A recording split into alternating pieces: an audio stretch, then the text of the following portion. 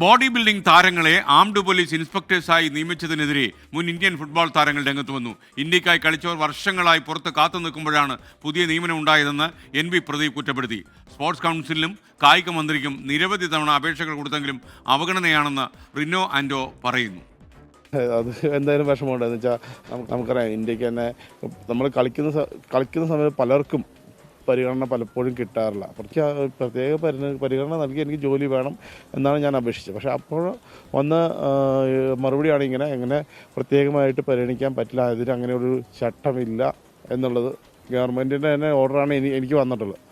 എനിക്ക് വന്ന സർക്കാർ എനിക്ക് ലെറ്ററായിട്ട് തന്നിരിക്കുന്നത് ഇങ്ങനെ ഒരു സ്പെഷ്യലായിട്ട് ഓർഡർ ഇറക്കുന്നില്ല, ഒരു കായിക താരത്തിനും കൊടുക്കുന്നില്ല, സൂപ്പർ ന്യൂമറിക്ക് തസ്തിക കൊടുക്കുന്നില്ല എന്നുള്ള ഓർഡറാണ് എൻ്റെ കയ്യിലുള്ളത്. ഇപ്പോൾ രണ്ടുപേർക്ക് ജോലി കൊടുത്തു, പക്ഷെ അവരുടെ മാനദണ്ഡം നമുക്കറിയില്ല എങ്ങനത്തെയാണ്. പക്ഷെ ഇപ്പോൾ പറയണത് ആ മാനദണ്ഡത്തിലുള്ള ഇല്ലാത്ത ആൾക്കാരാണ് ഈ സൂപ്പർ ന്യൂമറി ജോലി കൊടുത്തിട്ടുള്ളത്. സ്പോർട്സ് കൗൺസിലിലല്ല, ഞാനും കുറേ ഗ്രൂപ്പുകളിലൊക്കെ ഉണ്ട്. അപ്പോൾ അവർ പറയുന്നത് ആ മാനദണ്ഡത്തിൽ ഇല്ല അവർ. അപ്പോൾ ഇല്ലാതെ എന്തുകൊണ്ട് കൊടുത്തു എന്നാണ് ഇനി അടുത്ത ചോദ്യം. ഇങ്ങനെ ജോലി അവർക്ക് അറിയിക്കാതെ കൊടുത്തിട്ടുണ്ടെങ്കിൽ അവഗണന തന്നെയാണ്.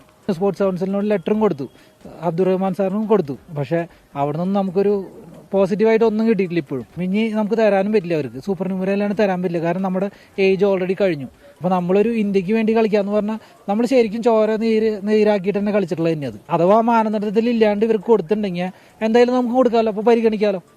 ബോഡി ബിൽഡേഴ്സിന് പോസ്റ്റ് കൊടുക്കാൻ തീരുമാനിച്ചത് വലിയ വിമർശനം ഉയർത്തിയിട്ടുണ്ട്. പറയും SKN ബോഡി ബിൽഡിംഗ് താരങ്ങളായ ഷിനു ചൊവ്വ, അതോടൊപ്പം തന്നെ ചിത്തരേഷ് നടേശൻ എന്നിവർക്കാണ് ആംഡ് പോലീസിൽ നിയമനം നൽകിയത്. പ്രത്യേക പരിഗണന പ്രകാരമാണ് ഈ നിയമനമെന്നാണ് സർക്കാരിൻ്റെ ഉത്തരവിൽ പറയുന്നത്. നമുക്കറിയാം, ഈ സ്പോർട്സ് കോട്ട ഇനമല്ല ബോഡി ബിൽഡിംഗ്.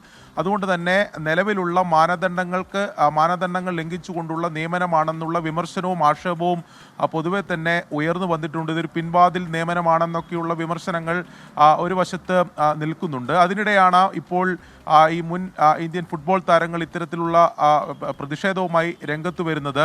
ഇവർ വർഷങ്ങളായി ഇന്ത്യക്ക് കളിച്ച താരങ്ങളാണ്, വർഷങ്ങളായി അവർ നിയമനത്തിനു വേണ്ടി കാത്തിരിക്കുകയാണ്.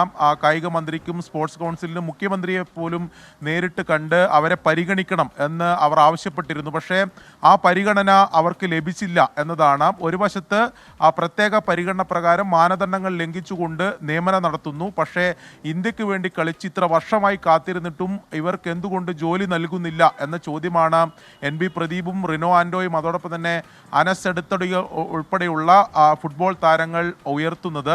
എന്തായാലും ഇതൊരു വലിയൊരു വിവാദത്തിലേക്ക് പോകുന്നു എന്നതാണ് നമ്മൾ മനസ്സിലാക്കുന്നത്. കൂടുതൽ ഇത്തരത്തിൽ ഫുട്ബോൾ താരങ്ങളൊക്കെ വിമർശനവുമായി രംഗത്ത് വരുന്ന സാഹചര്യവും നിലവിലുണ്ട്.